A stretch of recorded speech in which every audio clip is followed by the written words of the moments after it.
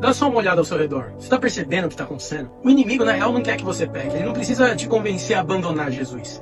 Ele só precisa te manter distraído. Você já percebeu que você consegue passar horas nas redes sociais, maratonar uma série e virar à noite, mas quando você começa a ler a Bíblia, deu 10 minutos e o sono vem? Pois é, isso não é coincidência. Isso é estratégia. Satanás sabe que se ele roubar o seu tempo com Deus, mais cedo ou mais tarde você se afasta sozinho. A gente vive uma geração de excesso de informação, de entretenimento, excesso de distração. E sabe o que é engraçado? É que as pessoas acham que esfriar espiritualmente é parar de ir na igreja. E na real, esfriar espiritualmente é quando as coisas desse mundo te distraem tanto, mas tanto, que sem perceber você já se afastou de Deus. A oração se torna rara, a leitura bíblica vira obrigação, a voz do Espírito Santo começa a ficar cada vez mais baixa. E o pior de tudo isso é que você tá tão distraído que você nem percebe. Em Mateus, Jesus já falava, porque aonde estiver o vosso tesouro, aí estará também o vosso coração. Onde é que está o seu tesouro? É nas coisas desse mundo ou é na vida eterna? O afastamento de Deus não acontece de uma hora para outra não, meu amigo. O inimigo é astuto, ele não arranca sua fé de uma vez.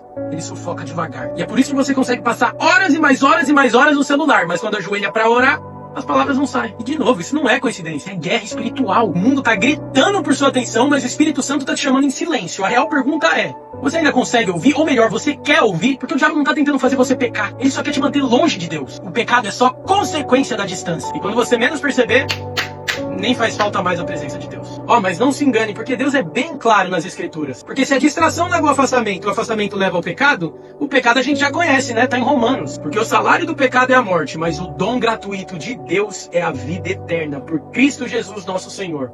E aí, qual que você prefere? Menos distração e mais presença de Deus. Porque no final, o que é passageiro vai sumir. Mas quem busca o Senhor permanecerá para sempre. E se essa palavra te tocou de alguma forma, compartilhe ela com alguém e de espalhar o Evangelho. Porque muitas pessoas ainda estão dormindo, cegas pelas distrações desse mundo. E é aquilo que eu sempre digo quando eu falo de Jesus. Se eu tiver errado e você tiver certo, então eu desperdicei uma vida inteira.